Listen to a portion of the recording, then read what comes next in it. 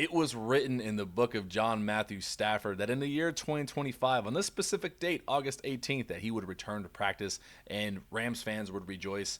Here we are talking about it. A prophecy has been foretold. Matthew Stafford returned to practice on today's emergency podcast episode of First and Tuna. We're just going to look at media reports coming out of today's practice, as well as some things that Sean McVay said that either going to feel better about or probably still be on the hook for a will he or won't he on a day-by-day basis leading up to week one.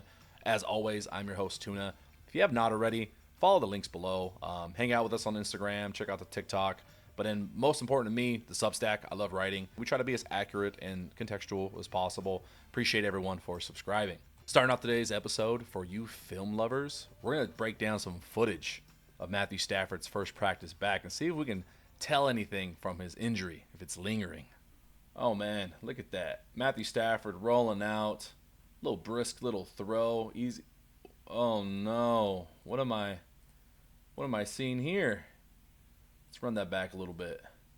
On that release.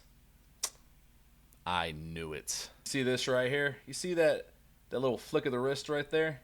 That's indicative of a little C8, C7 splenectomy. And then this angle that he's got down here with his legs, it's about 37-degree angle. When this time last year, it was about a 42-degree angle. It shows some pelvic tightness in his, I don't know. I can't keep saying this. Honestly, we got to relax. The speculations online, the doom and gloom of a lot of fans.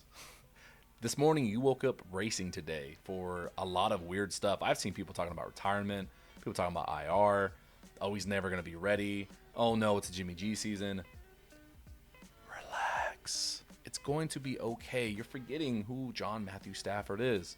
And yes, I keep saying his full name because you need to put some respect on his name. There is some footage that came out, him throwing some deep balls.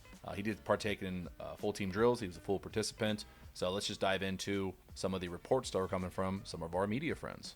First one is from our friend Gary Klein at the Los Angeles Times. He tweeted, based on what McVay saw of Stafford, how confident is he that Stafford will be ready for the opener? He actually asked McVay that question. To which McVay said, I think that would be putting the cart way before the horse. I thought he did a good job today. Classic McVayism, but it is something that you're going to see a trend of with a lot of these reports coming from multiple sources. Asking for a timeline. McVay is going to be a little bit stingy today on releasing a timeline, and we're going to talk about that a little bit after we go through these tweets. This one's from our friend Brock Vieira at Sports Illustrated. He's the beat writer for the Rams at SI this season. Per Sean McVay, Rams are taking Stafford's health on a day-by-day basis. No word on if he'll play week one. So our friends at the media, they're trying. They're poking and prodding, trying to get those gambling odds ready for week one on the over-unders. I'm kidding. But seriously, I think McVay is going to be very hesitant to give any details even on the next day.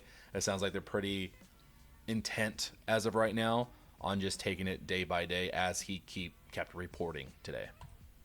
Wyatt Miller of the Rams tweeted, Sean McVay said Matthew Stafford did a good job today at practice, but he doesn't have any updates on future plans. Again, with that same thing reiterated.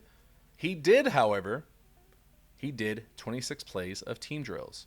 Today was his first day of practice, and they are seeing how he feels, taking it a day at a time. This one is a pretty important one for those who were wondering if he did throw on Saturday. He did not. He did not throw. But this is the hard part. If you're a fan whose immediately just reaction is negative, you're going to take that as, oh, fuck, he's going on the IR. If you're very positive, optimistic like I am, it might be part of the plan. Because we don't know what we don't know. We don't know if 3 months ago this series of events, this timeline was kind of already planned. We don't know why he didn't throw. If it was like, hey, I feel great. Let's not risk just doing extra work on Saturday. I'm just going to relax, and I'll just come out swinging on Monday. Let's just jump right into practice. It could be that, or it could be, I'm a little sore, need 2 more days, but I will be ready for Monday. We just don't know. And even last weekend, I know Gary Klein asked McVay, what exactly did he do last weekend? Because he threw last Saturday, and he participated in 68 throws, McVay said. Whether he was being truthful or not, everyone's deciphering that. They take that as, as set in stone. But we don't know what the benchmark is. Is that more than he should have? Is that less than expected? Was he supposed to do 69? Was he supposed to do 800? We don't know. Goes back to my opening joke that we're getting a little carried away with the injury watch. We're looking at every detail. Like, yo, he had a tuna sandwich on Sunday. He only does that when he's like really hurt. We don't know anything. So you just got to kind of take it as it is and just be really hopeful that he is going to be geared up for week one. Up on the screen, we have an excerpt from Brock Vieira's article post-practice. It's kind of breaking down a little bit what he saw at practice today. And it was a really good excerpt right here. Let's just go for it word by word. The Stafford to Adams connection was smooth as silk. However, it was Puka Nacua who made big plays. He goes on to talk about how Nacua was involved to a lesser degree in terms of target share, but Stafford did hit him at a perfect angle in which Nacua took it to the house. Love to see that connection there. And then this next paragraph really encapsulates what my next point is going to be. Jimmy Garoppolo had success of his own. Garoppolo, who has held down the fort in Stafford's absence, should be credited with accelerating Stafford's return. He kept the offense on pace in terms of their development, and everyone I've spoke to inside the facility has the utmost respect for him. Now, if you've been following along on social media with us, you know that I've been very loud about my optimism for Jimmy Garoppolo to play in this offense if he has to. This kind of stamps it as well. It really was stemming from what we saw at training camp when we were on the sideline, as well as McVay week after week after week, all offseason, all summer, glowing about Jimmy Garoppolo. And it's not just because he's another handsome fellow like him and he likes him. It gets lost on a lot of fans and a lot of media, the importance of your quarterback too, outside of, hey, can you step into the game and play? You're almost like another coach to a sense for a lot of teams in a lot of different ways. In this instance, for the Rams, the goal is obviously, hey, get Matthew Stafford back between this window of opportunity so he can play week one. You know, let's pretend that. Having Jimmy Garoppolo, a extremely competent quarterback in this league, someone who's had a lot of success, the fact he's able to step in, learn the offense, he has this is his second season, so now he's getting another full offseason under his belt to keep the offense progressing along for the individuals on the team as well as the entire unit is extremely critical. With Matthew Stafford missing time through training camp, however we want to cut it, everyone's worried about his connection, his relationship with Adams and Puka and how is it going to impact offensive explosiveness come regular season. A large part of that is, can the unit itself even operate? Can they follow the rules that they've set for themselves on their offensive scheme? Offensive rules meaning like, hey, if we're seeing scenario A through C of a defense, our receivers know to do A, B, or C, and the quarterback is on the same page with that as well.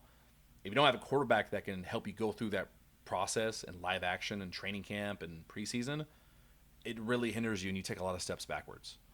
In that case, Matthew Stafford would have to step in to a shit show, probably come in earlier than he wants to in his own physical rehab. Now he's really risking injury. Now you're now you're really missing Matthew Stafford for week one. But instead, you have Jimmy Garoppolo.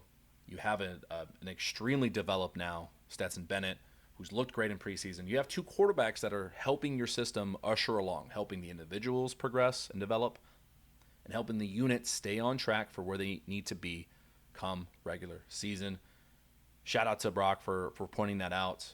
He went on to mention that the coaching staff can't speak enough positively about what Jimmy Garoppolo has done for this team.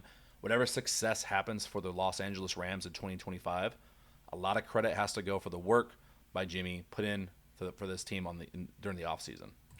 God, I really cannot spit out that last sentence, could I? And we'll finish this episode with updates on two other offensive players. Stu Jackson of the Rams talked about Sean McVay said Alaric Jackson, who is dealing with blood clots right now, is on track with his rehab. Jackson continues to take things a week at a time, but he is in great shape right now. Quote from McVay, he's able to be physically active. There's just some restrictions in regards to be able to participate in full team drills like contact stuff. Stu also gives us an update on Terrence Ferguson. McVay said we were a little bit limited in regards to what he could do, but I thought he did a nice job with the few reps that he was able to get. So it sounds like they're easing him back into it. Doesn't also seem like extremely urgent to get him on the horse right away. We've got about 2 more weeks till the season. He's not starting at tight end. That's still Higbee's spot. So he has the luxury of rehabbing on his own time without, coming back too early. That's all I got for you. Today's episode was short and sweet. I just wanted to come on here and talk about the Stafford situation. And look out for our next episode. Just a little quick recap from the Chargers and Rams Week 2 preseason game, which we got to see. It was a lot of fun in person. And as always, thank you everybody thank you everyone for subscribing. I cannot talk today. I need to get off camera. Love you all. Go Rams.